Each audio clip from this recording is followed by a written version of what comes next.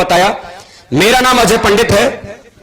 अक्सर क्या होता है कि दोस्तों, ये बिजनेस जब पहली बार हमें कोई व्यक्ति दिखाता, समझाता और बताता है, तो होता क्या है कि पहली बार जब कोई व्यक्ति इस बिजनेस के बारे में समझाता और बताता है और कहता है कि जिस बिजनेस की वजह से आप यहां से कमा सकते हैं 2 लाख रुपया सप्ताह, सुनने में बड़ा अजीब सा आपको नहीं लगता? कोई कहता है कि आप यहां से कमा सकते हैं महीने का 8 लाख रुपया, आपको ऐसा नहीं लगता कि सामने वाला आपको सीधे सीधे मजाक कर रहा है? मजाक ही तो है भाई। 8,000 कमाने की अगर बात करता महीने में तो बात समझ में आती।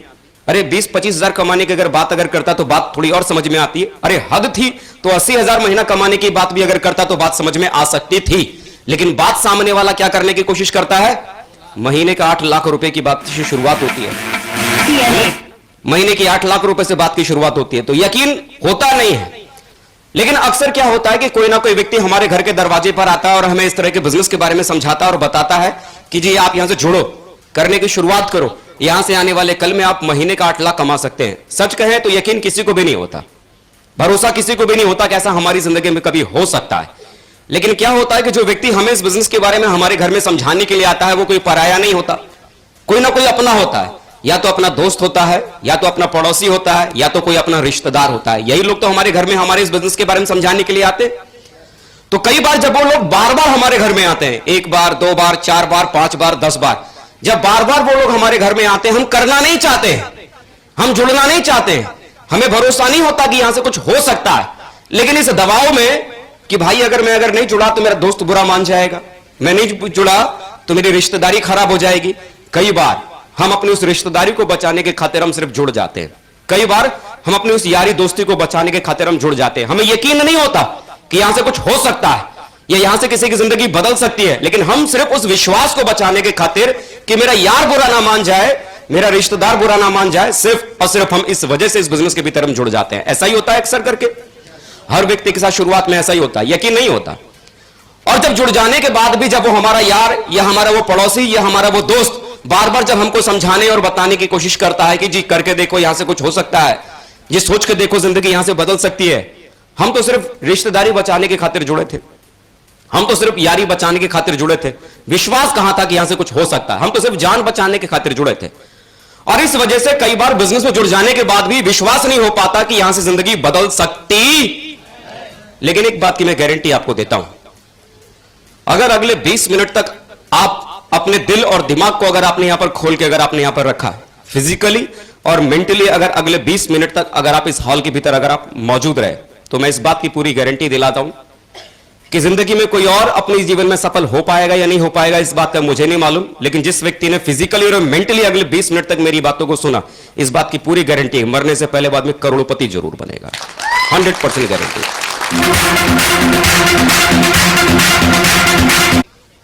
आखिर ऐसा क्यों होता है? जिंदगी में बहुत सारे लोग सफल अपने जीवन में होना चाहते हैं, बहुत सारे की तो बात छोड़िए, मतलब जिंदगी में अगर किसी भी आदमी से अगर आप पूछो कि क्या आप जीवन में सफल होना चाहते हैं, आदमी का जवाब क्या आता है? ऐसा कोई भी आदमी आपको नहीं मिलेगा जो जीवन में सफल होना नहीं चाहता। ऐसा कोई भी आदमी आपको ये नहीं मिलेगा जो कहेगा कि नहीं मैं तो गरीब ही रहना चाहता हूं। हर आदमी की इच्छा है बड़ा आदमी बनने की, हर आदमी की इच्छा है सफल आदमी होने की, हर आदमी करोड़पति बनना चाहता है, हर आदमी जिंदगी में ढेर सारी सुविधाएं चाहता है। लेकिन ऐसा क्यों होता है कि जिंदगी में चाहते तो हर व्यक्ति के साथ में होता है कि मैं भी जिंदगी में आगे बढ़ूं, तरक्की करूं, कामयाब हूं, लेकिन हर आदमी कामयाब क्यों नहीं हो पाता? हर आदमी सफल क्यों नहीं हो पाता? कुछ लोग ही अपनी जिंदगी में कामयाब क्यों हो पाते हैं? आखिर वजह क्या है? आखिर कारण क्या है? कोई ना कोई वजह और कोई ना कोई कारण होता होगा, हाँ या ना? चलिए थोड़ी सी उस कारण को हम खोजने की कोशिश करते हैं, थोड़ा सा उस कारण को हम जांचने की कोशिश करते हैं। यहां कितने ऐसे लोग हैं जिन्होंने अभी तक इस बिजनेस को भी ज्वाइन नहीं किया है? ऐसे कुछ लोग हैं क्या? अच्छा, कई सारे लोग यहां पर हैं जिन्होंने इस बिजनेस को भी ज्वाइन नहीं किया है। आपने ज्वाइन किया? अभी नहीं किया। आप पीछे से बैठ जाइए, आप खड़े रहे प्लीज। हाँ जी, मैं आपका शुभ नाम जान सकता हूं?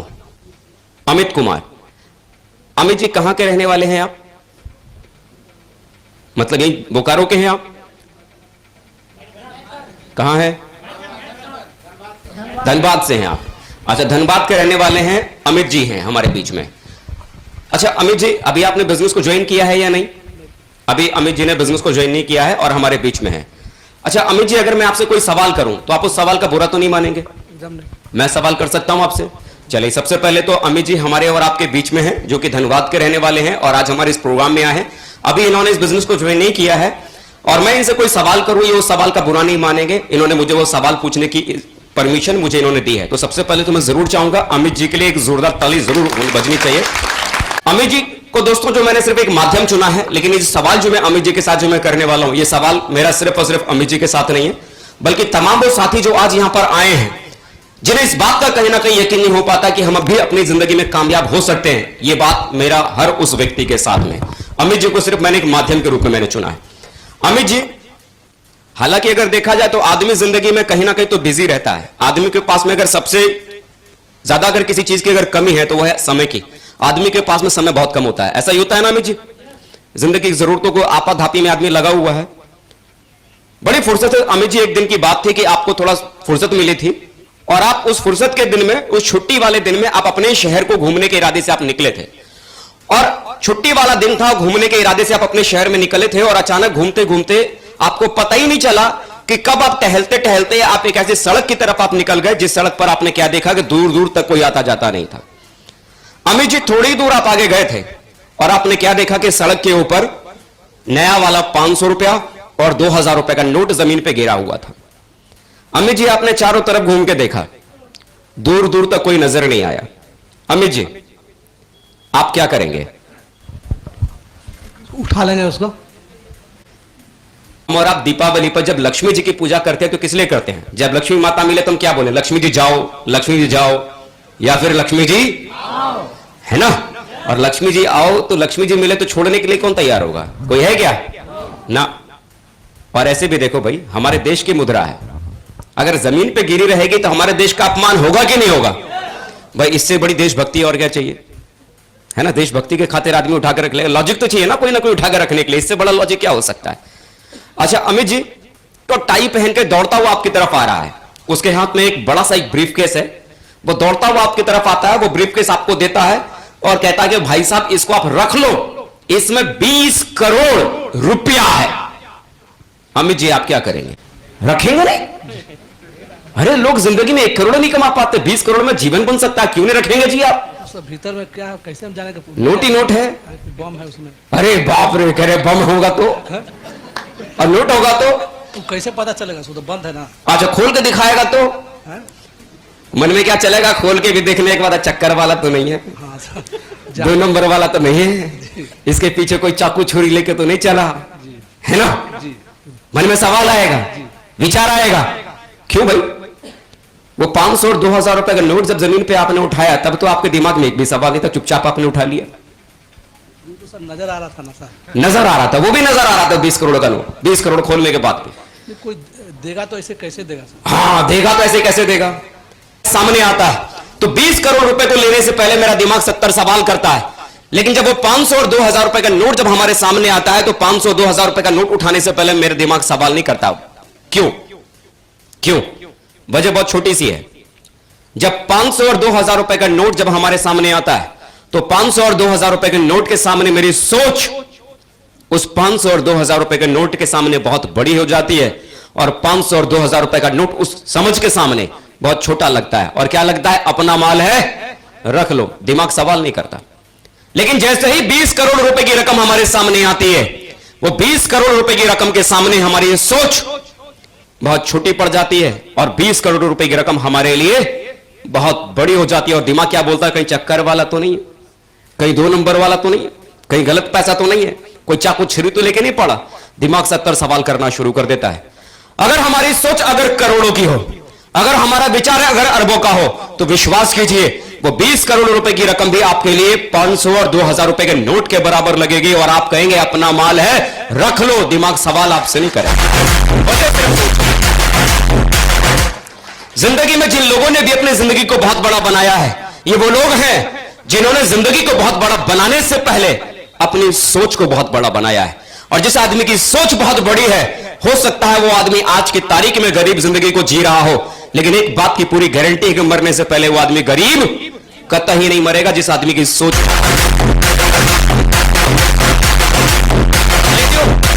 जब बात सोच की ही आई है तो एक एग्जाम्पल मेरे दिमाग में याद आ रहा है। अगर परमिशन हो तो कह सकता हूं? यहां कितने लोग ऐसे हैं जो कि नेपाल से हैं? नेपाल से कोई है? आप तो आपने तो बोला आप धनबाद के रहने वाले हैं। अच्छा, बिजनेस वहां करते हैं।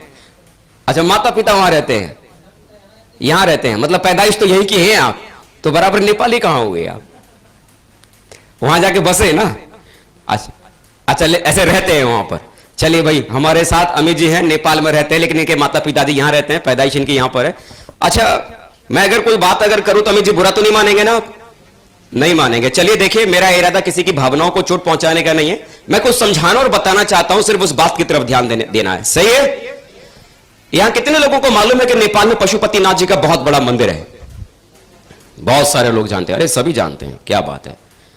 दरअसल क्या था, एक नेपाली था, दिन रात पशुपतिनाथ जी की पूजा करता था, और एक दिन अचानक पशुपतिनाथ जी उसके सामने साक्षात प्रकट हो गए और उन्होंने उससे पूछा कि मांग तुझे क्या चाहिए, आज मैं तुझे 3 वरदान देने के लिए आया हूं।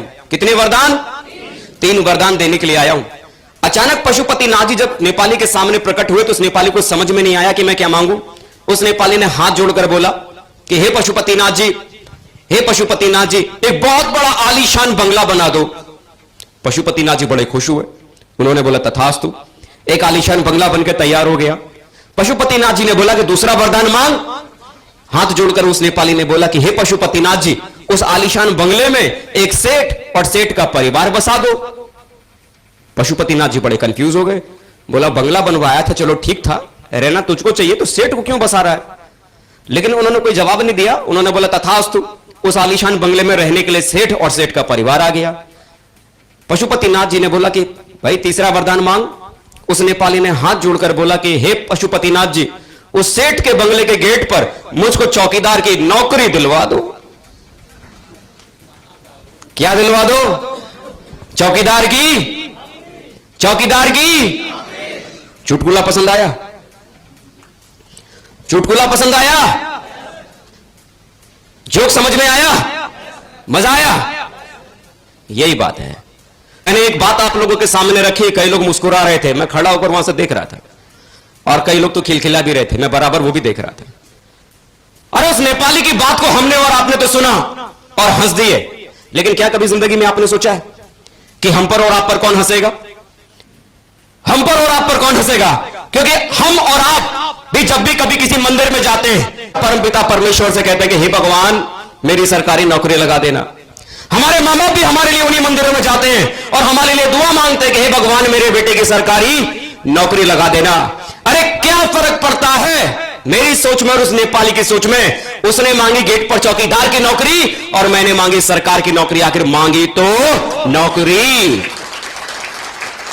आखिर मांगी तो नौकरी। मुझे जिंदगी में एक आज ऐसे आदमी के बारे में बताओ जो आपके मोहल्ले में रहता है, आपके समाज में रहता है, आपके शहर में रहता है, जिस इंसान ने पूरी जिंदगी ईमानदारी के साथ में नौकरी की हो और आज की तारीख में वो आदमी आपको अरबपति दिखता हो। है कोई? है कोई? ना ना ना। लेकिन हम छोटी सोच होने की वजह से जिंदगी भर हम क्या मांगते हैं? सिर्फ छोटी छोटी जरूरतों के बारे में हम बात करते हैं, उस खुदा से, उस परमात्मा से। अमित जी, आप भगवान को मानते हैं? मानते हैं? मंदिर कभी जाते हैं? जाते हैं। अच्छा, कभी आप मंदिर गए और मंदिर जाके आपने भगवान से बोला कि हे भगवान, मुझे धनबाद का सबसे अमीर आदमी बना दे? ऐसा कभी बोला आपने? ना, ऐसा कभी नहीं बोला। हम में से कोई भी नहीं बोलता। हम और आप जब भी उस परमात्मा के दरबार में जाते हो तो क्या बोलते हैं कि हे भगवान, एक मोटरसाइकिल दिला दे। कार क्यों नहीं? दिमाग खराब है, वो तो बहुत बड़ा होता है, वो कहां से देगा? वो कहां से देगा? मुझे एक बात बताओ, अगर आपको किसी भी व्यक्ति से अगर कुछ अगर मांगना हो, किसी भी व्यक्ति से अगर कुछ आपको अगर मांगना हो, मान लो कर्जा ही किसी से मांगना हो, कर्जा समझते हैं ना आप? लोन, लोन ही अगर किसी व्यक्ति से अगर आपको मांगना हो, तो किसी भी व्यक्ति से अगर 1 लाख रुपए का कर्जा अगर आपको मांगना है तो 1 लाख रुपए का कर्जा मांगने से पहले आप क्या देखते हो? क्या देखते हो? कि जिस आदमी से आप 1 लाख रुपए मांगने जा रहे हो वो आदमी आपको 1 लाख रुपया दे सकता है या, यानी उसकी औकात आपको 1 लाख रुपया देने की है या? मान लो अगर 10 लाख रुपए का कर्जा मांगना है तो क्या देखते हो आप? सामने वाला आपको 10 लाख रुपए दे सकता है या, यानी उस व्यक्ति से 10 लाख मांगने से पहले उस आदमी की औकात देखते हैं कि वो आदमी आपको 10 लाख रुपए दे सकता है या नहीं। हाँ या ना? लेकिन आप मुझे बताओ, जिस परमपिता परमेश्वर के दरबार में जहां पर आपने खड़े होकर आपने बोला कि हे भगवान, मुझे मेरे शहर का सबसे अमीर आदमी बना दे, क्या उस परमात्मा के लिए आपको आपके शहर का सबसे अमीर इंसान बनाना क्या मुश्किल है? क्या मुश्किल है? वो चुटकी बजा दे तो आपको आपका शहर तो छोड़ो, आपको इस दुनिया का सबसे अमीर इंसान बना सकता है। लेकिन छोटी सोच होने की वजह से हम जिंदगी भर क्या मांगते हैं? हे भगवान, बस मेरे दाल रोटी का जुगाड़ करके रखना। भगवान कहता तथास्तु। भगवान मेरे बाल बच्चों का ख्याल रखना। तथास्तु। भगवान मेरी नौकरी सलामत रखना। तथास्तु। भगवान एक मोटरसाइकिल दिला देना। तथास्तु। भगवान एक स्कूटी दिला देना। तथास्तु। भगवान मेरे बच्चे को इंजीनियर बना देना। तथास्तु। भगवान बस मेरी गाड़ी को जिंदगी में चलाते रहना। तथास्तु। जिंदगी भर हम छोटी छोटी चीजें उस खुदा से मांगते रहते हैं, परमात्मा से मांगते रहते हैं, और वही छोटी छोटी चीजें परमात्मा हमको देता रहता है। क्या आपने जब परमात्मा से बोला कि हे भगवान, मुझे मेरे शहर का सबसे अमीर इंसान बना दे, क्या भगवान आपसे सवाल करेगा तेरी इतनी हिम्मत कैसे हुई, तूने इतना बड़ा मांग कैसे लिया? भगवान आपसे सवाल करने वाला है क्या? जिंदगी भर किसी भी व्यक्ति से अगर हम कुछ मांगते हैं तो मांगने से पहले उसकी औकात देखते हैं, लेकिन जब उस परमात्मा के सामने हम जाते हैं और मांगने की जब बात आती है तो परमात्मा की औकात के हिसाब से नहीं, हम अपनी औकात के हिसाब से मांगते हैं, अपनी सोच के हिसाब से मांगते हैं। जिंदगी में जिन लोगों ने भी अपनी जिंदगी को बहुत बड़ा बनाया है, ये वो लोग हैं जिन्होंने जिंदगी को बड़ा बनाने से पहले अपनी सोच को बहुत बड़ा बनाया है। जब बात बहुत बड़े सोच की आई है तो एक एग्जांपल मेरे दिमाग में और याद आ रहा है। अगर आप लोगों की परमिशन हो तो कह सकता हूं? कह सकता हूं? यहां कितने लोग ऐसे हैं जिन्होंने सती सावित्री का नाम सुना है? बहुत सारे लोगों ने सुना है, लेकिन मुझे लगता है जो मैं जानता हूं उसमें से कोई नहीं जानता होगा। यहां कितने लोगों को मालूम है कि सती सावित्री के जो ससुर थे, वो बचपन से ही अंधे थे? मालूम है किसी को? अरे वाह, कुछ टैलेंटेड लोग तो हैं। देखो मैडम को भी पता है। अच्छा, कुछ और भी हाथ खड़े कर रहे हैं, देखो पीछे से भी हाथ खड़े कर रहे हैं, मतलब इनको ही पता है। अच्छा, दरअसल क्या था, जब यमराज सती सावित्री के पति के प्राण को लेकर यमलोक की तरफ जा रहे थे तो यमराज का पीछा करते करते सती सावित्री यमलोक के दरवाजे तक पहुंच गई। वहां पहुंचने के बाद यमराज ने बोला कि हे देवी, यहां तक तो पीछा करते करते आप मेरे साथ आ गई, लेकिन अब इसके आगे आप मेरे साथ नहीं जा सकती। और उन्होंने बोला कि यदि आप चाहो तो आपके पति के प्राणों को छोड़कर मैं कोई भी एक वरदान दे सकता हूं आपको, लेकिन इसके आगे आपको लेके नहीं जा सकता। जब यमराज ने ऐसा बोला तो हाथ जोड़कर सती सावित्री ने बोला कि हे महाराज, मुझे वरदान दे कि मेरे ससुर अपने पोते को सोने के कढ़ाई में नहाता हुआ देखे। मेरे ससुर अपने पोते को सोने के कढ़ाई में नहाता हुआ देखे। ससुर जी की आंखें तो थी नहीं, क्या बगैर आंखों के अपने पोते को नहाते हुए देख सकते थे क्या? एक ही झटके में ससुर जी की आंखें वापस आ गई। अब किसी परिवार का बच्चा सोने के कढ़ाई में, मतलब सोने के बाथ टब में अगर नहाएगा तो क्या उस परिवार में धन दौलत की कोई कमी होगी क्या? सारा गया वह धन दौलत राजपाट सब वापस आ गया। सती सावित्री प्रतिव्रता नारी थी, क्या बगैर पति के इस दुनिया में पोता हो सकता था? तीसरे झटके में पति के प्राण वापस आ गए। इसे कहते हैं एक तीर से तीन निशाने। को अगर जिंदगी को बदलने का मौका जीवन में अगर एक बार भी अगर उस इंसान को अगर मिलता है तो वो इंसान अपने उस एक मौके का इस्तेमाल करके न केवल अपनी जिंदगी बड़ी बना सकता है, बल्कि आने वाले कल के अपने 3 पुश्तों का भी जीवन बहुत बड़ा बनाने की ताकत वो आदमी रखता है जिस आदमी की सोच बहुत बड़ी है। और आदमी की अगर सोच अगर बहुत छोटी हो तो उस नेपाली की तरह जिंदगी बदलने के मौके अगर उस इंसान को जीवन में अगर 3 बार भी अगर मिलते हैं तो तीनों के तीनों तीर खाली चले जाते हैं। जिंदगी अगर बहुत बड़ी बनानी है तो सबसे पहली चीज आपको अपनी सोच को सबसे पहले बहुत बड़ा बनाना होगा। अगर सोच अगर आपकी बहुत बड़ी हो गई, जिंदगी बड़ी बनने में समय लगेगा नहीं। क्या जिंदगी बदलने के लिए आप तैयार हैं? क्या आप अपने आप पर विश्वास कर सकते हैं? बिलीव कीजिए, अगर आप अपने आप पर अगर विश्वास कर सकते हैं तो जिंदगी आपकी जरूर बदल सकती है।